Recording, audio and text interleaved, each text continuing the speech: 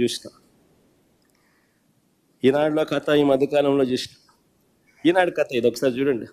SECI ఒప్పందానికి సన్మానం జరిగింది అని చెప్పి నా ఫోటో పెట్టాడు. సీఎండీని తొలగిస్తూ కేంద్రం ఆకస్మిక నిర్ణయం. జగన్ ప్రభుత్వంతో ఒప్పందంపై వచ్చిన ఆరోపణలే పరోక్ష కారణం అని చెప్పి ఈనాడు రాస్తుంది. నిజంగా ఈ వార్త చూసిన తర్వాత ఈనాడు అనే పేపరు నిజంగా టాయిలెట్ పేపర్కి ఎక్కువ, టిష్యూ పేపర్కి తక్కువ. అదొక పేపర్ పట్టిన పీడన. అబద్ధాలు రాయడానికి అయినా కానీ హద్దు పొద్దు ఉండాలి. కారణం ఏమిటి అని అంటే, ఏపీతో సెకీ ఒప్పందం ఎప్పుడు చేసుకుంది? ఏపీతో సెకీ ఒప్పందం ఒకసారి చూపించిన ఒకసారి. ఏపీతో సెకీ చేసుకున్న ఒప్పందం ఆ డేట్ ఒకసారి చూడండి. 2021 1 డిసెంబర్ 2021. సెకీతో ఏపీ ప్రభుత్వం చేసుకున్న ఒప్పందం 1 డిసెంబర్ 2021లో కుదుర్చుకుంటే, ఈ సెకీ ఎవరైతే తీసేశారో, ఇప్పుడు కేంద్ర ప్రభుత్వం ఎవరినైతే సెకీ చైర్మన్గా ఉన్న వ్యక్తిని తీసేశారో, ఆ సెకీ చైర్మన్ ఎప్పుడు నియామకమయ్యాడు సెకీ చైర్మన్గా అంటే, అది కూడా పక్కనే ఉంది. ఒకసారి చూడండి. 13th June 2023. అసలు 13th జూన్ 2023లో ఈయన సెకీ చైర్మన్గా ఈయన నియామకం అయితే, ఈ రామేశ్వర్ ప్రసాద్ గుప్తా అనే వ్యక్తి సెకీతో మేము ఒప్పందం చేసుకున్నది, రాష్ట్ర ప్రభుత్వం ఒప్పందం చేసుకునింది 1 డిసెంబర్ 2021. అప్పుడు ఎవడో చైర్మన్, అప్పుడు ఈ మనిషి ఎక్కడున్నాడో కూడా తెలియదు, అసలు డిపార్ట్మెంట్లో కూడా లేడు. ఈ మనిషే లేడు. ఈ మనిషి ఎప్పుడో 13 జూన్ 2023లో వచ్చినాడు. వచ్చిన ఈ వ్యక్తిని కేంద్ర ప్రభుత్వం ఈ మధ్యకాలంలో తీసేసింది. దానికి దీనికి సంబంధం ఏంటి అంటే, ఏదో సామెత ఉంది చూడు, దూడ ఈడి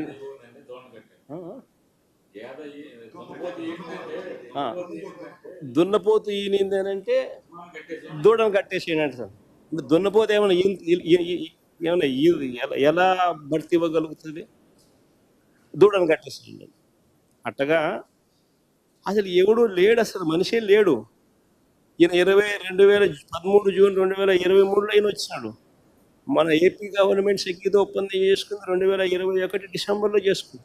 దానికి దీనికి సంబంధం లేదు. ఈ మనిషిని కేంద్ర ప్రభుత్వం ఇప్పుడు తీసేస్తే, ఈ మనిషి ఈనాడు ముందు బొమ్మ సెకీ ఒప్పందానికి సన్మానం జరిగింది. సీఎండీని తొలగిస్తూ కేంద్రం ఆకస్మిక నిర్ణయం. జగన్ ప్రభుత్వంతో ఒప్పందంపై వచ్చిన ఆరోపణలే పరోక్ష కారణం. అసలు వీళ్ళు మనుషులేనా? వీళ్ళు ఏమన్నా మాఫియా రాజ్యం ఇది. ఈనాడు, ఒక ఆంధ్రజ్యోతి, ఒక TV5, ఒక చంద్రబాబు. ఇది ఒక పేపర్లో వీళ్ళంతా ఒక మీడియా అని చెప్పుకునేదాన్ని సిగ్గుపడాలి వీళ్ళంతా.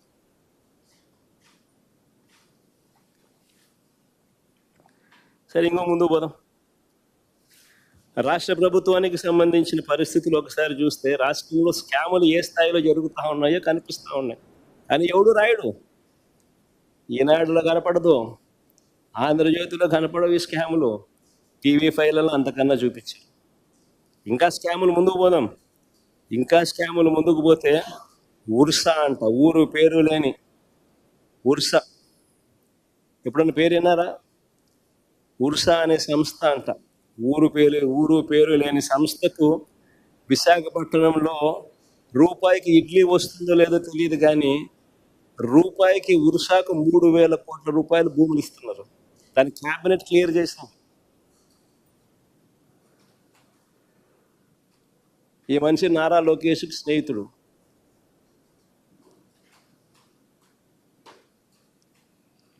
లూలు అంట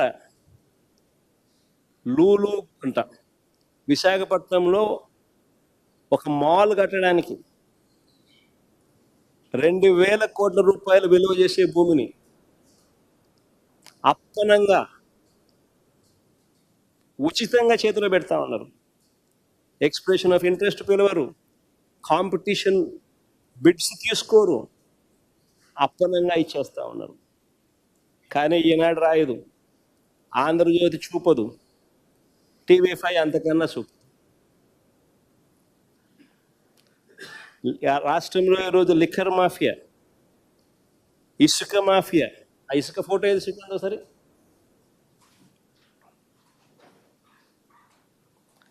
ఈరోజు రాష్ట్రంలో లిక్కర్ మాఫియా, ఇసుక మాఫియా, మట్టి మాఫియా, క్వార్ట్స్, సిలికా,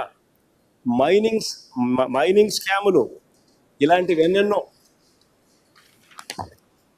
ఇసుక ఒకసారి చూడండి, ఒకసారి మీరే.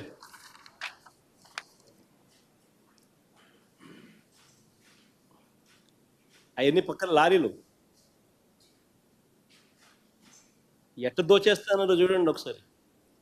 రాష్ట్ర ప్రభుత్వానికి రూపాయి ఆదాయం రావడంలో, మా ప్రభుత్వంలో రాష్ట్ర ప్రభుత్వానికి 750 కోట్లు ఖజానాకు ఆదాయం వచ్చి, రూపాయి రావడంలో రాష్ట్ర ప్రభుత్వానికి ఆదాయం ఈ మాదిరిగా దోచేస్తాను. 80 లక్షల టన్నులు స్టాక్ పెట్టాం మేము. ఎండాకాలంలో, వర్షాకాలం వస్తుంది కదా అని ఎండాకాలంలో స్టాక్ చేసి నిల్వ చేసినాం. చంద్రబాబు నాయుడు ప్రభుత్వం వస్తేనే 2 నెలల్లో 80 లక్షల టన్నులు స్వీప్ చేసేసిన.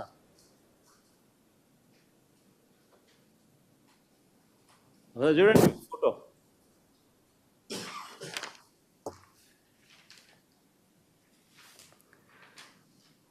ఈ స్కాములన్నింటికీ పరాకాష్ట.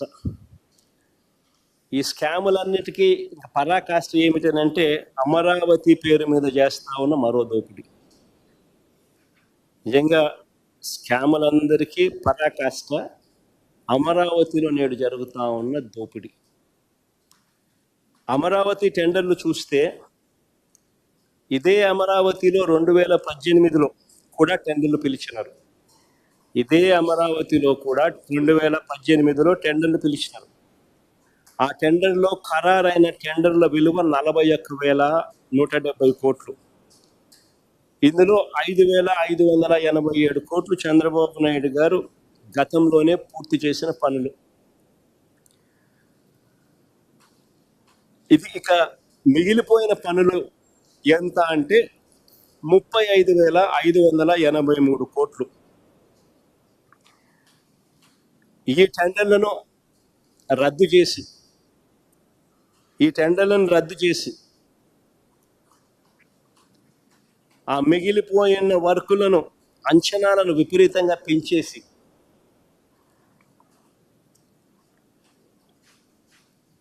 విపరీతంగా దోపిడీ చేస్తా ఉన్నారు.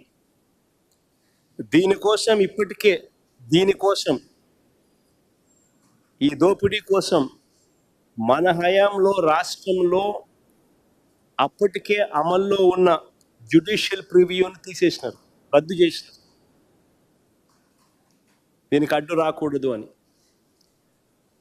రాష్ట్రంలో అప్పటికే అమల్లో ఉన్న రివర్స్ టెండరింగ్ ప్రాసెస్, అంటే రివర్స్ ఆక్షన్ను రద్దు చేసేసినారు.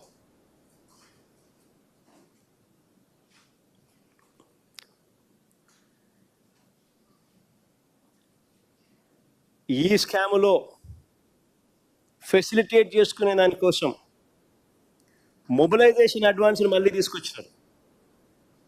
రాష్ట్రంలో మొబిలైజేషన్ అడ్వాన్స్ ఇచ్చే పరిస్థితి లేదు మన ప్రభుత్వంలో 5 సంవత్సరాలలో, వైఎస్ఆర్సీపీ హయాంలో. చంద్రబాబు నాయుడు గారు స్కాముల కోసం మళ్ళీ మొబిలైజేషన్ అడ్వాన్స్ మళ్ళీ తీసుకొచ్చారు. 10% ఇస్తున్నాడు, 8% తీసుకుంటున్నాడు.